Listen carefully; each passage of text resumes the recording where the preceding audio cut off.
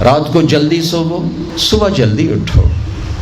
میں پوری دنیا پہ، ابھی افریقہ کے 8 ملک پسماندہ 5 بجے کے بعد بازار بند ہوتے ہیں، یہاں رات 9 بجے شاپنگ کے لیے نکلتے ہیں۔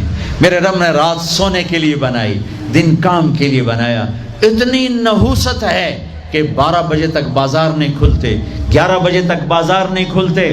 میرے نبی نے فرمایا جعلت البرکۃ فی بکور امتی، میری امت کی صبح کے وقت میں برکت دی گئی ہے۔ میرے نبی نے فرمایا صبح کے وقت میں رزق تلاش کرو، صبح کے وقت میں اپنے رزق کی طلب سے غافل نہ ہو، سو نہ جاؤ۔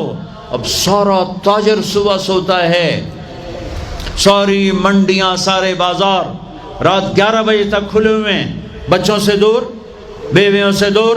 رات 11 بجے دکانیں چھوڑتے ہیں، 12 بجے کھانا کھاتے ہیں، بچے یا سو چکے ہیں یا اپنے ٹی وی پر مشغول ہیں، یہ 12 بجے کھانا کھا کے ہی سوتا ہے۔ سارا کھانا پیٹ میں زہر بنتا ہے، پھر پیٹ پھول پھول کے باہر، پھر جناب شیخ صاحب ٹردے جا رہے ہیں، آپ سجے پاسے تھے، پیٹ کھبے پاسے،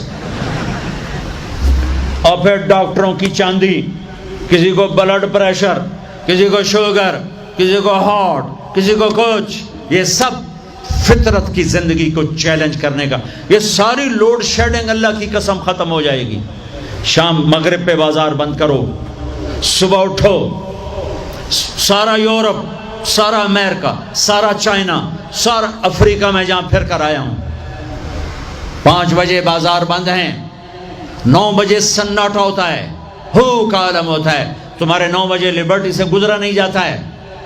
کیا ظلم و ستم ہے، نہ دین جانتے ہو نہ دنیا جانتے ہو، نہ تم دین کے واقف ہو نہ دنیا کے واقف ہو، دنیا سے بھی جاہل ہو، دین سے بھی جاہل ہو، دنیا کا بھی ظلم کر رہے ہو، دین کا بھی ظلم کر رہے ہو۔ لا سمرۃ بعد العشاء، میرے نبی نے فرمایا عشاء کے بعد کوئی مجلس نہیں ہے، سو جاؤ۔ تہجد میں اٹھو۔ 12 بجے کے بعد جو آدمی سوتے ہیں ان کے جسم کی ریپیئر ہوتی نہیں ہے، جو دن میں سوتے ہیں ان کے جسم، نیند مستری ہے، پلمبر ہے، آپ کے پوری باڈی کی ریپیئر کرتا ہے نیند کا نظام۔ لیکن جب آپ 12 بجے کے بعد سوتے ہیں یا فجر کے بعد سوتے ہیں، وہ کام ہی نہیں کرتا، وہ کہتا میری چھٹی میں نہیں کرنا۔ جب آپ 10 بجے سو جاتے ہیں وہ پورا ایکٹیو ہو جاتا ہے، پورے جسم کو چست کر دیتا ہے۔ جب آپ صبح 4 بجے اٹھو، 5 بجے اٹھو تو آپ تازہ ہوگے۔ رات کا جاگنا، دن کا سونا نحوست، آپ کی بجلیاں تباہ، پہلے ہی تھوڑی ہے، اوپر ساری رات کے دکانیں، فنکشن۔ یہ تو اللہ حکومت کا بھلا کرے، یہاں کی حکومت کا، کہ 10 بجے کا انہوں نے ڈنڈا چلایا تو کچھ، ورنہ تو 10 بجے تو بارات کی تیاری ہو رہی ہوتی اور 1 بجے کھانا ہو رہا ہوتا تھا۔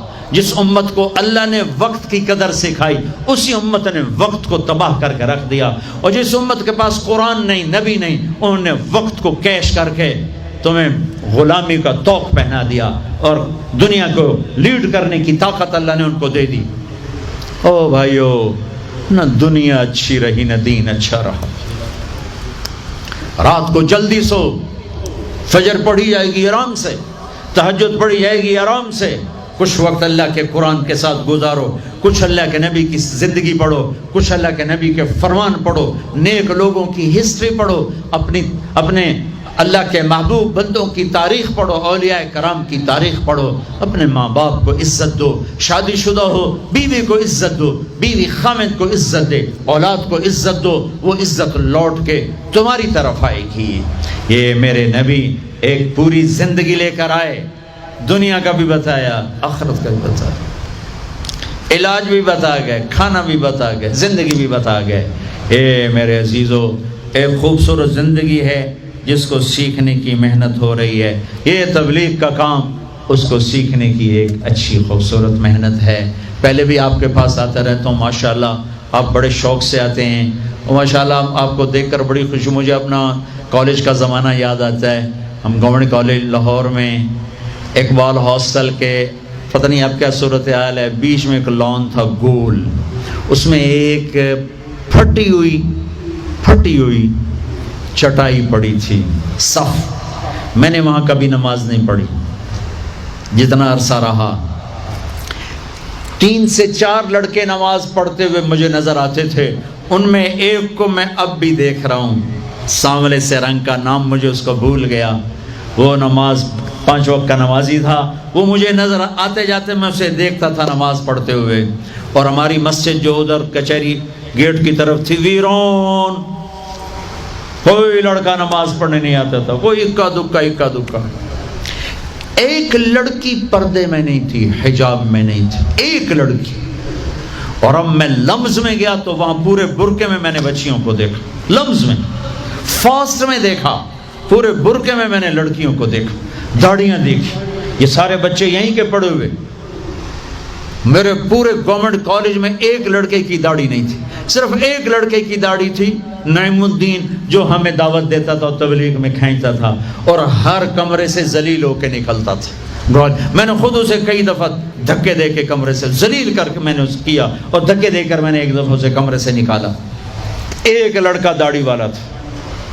لیکن آج فصل بہار ہے، اتنے ہزاروں بچے بچیاں اللہ کی بات سننے کے لیے ہیں. اللہ کے فضل سے اگر برائی کا گراف اپ ہے تو نیکی کا بھی اپ جا رہا ہے، نیکی کا بھی اپ جا رہا ہے. اپنے نبی کی زندگی پڑھو، اس کی سیرت کو سامنے رکھو، اور جو پیچھے گزر جائے گا اس پہ توبہ کر لو. آپ توبہ کرو گے، اللہ آپ کے پچھلے سارے معاف کر دے گا. اور جب اللہ آپ کو چھٹیاں دیں تو تبلیغ میں وقت لگاؤ.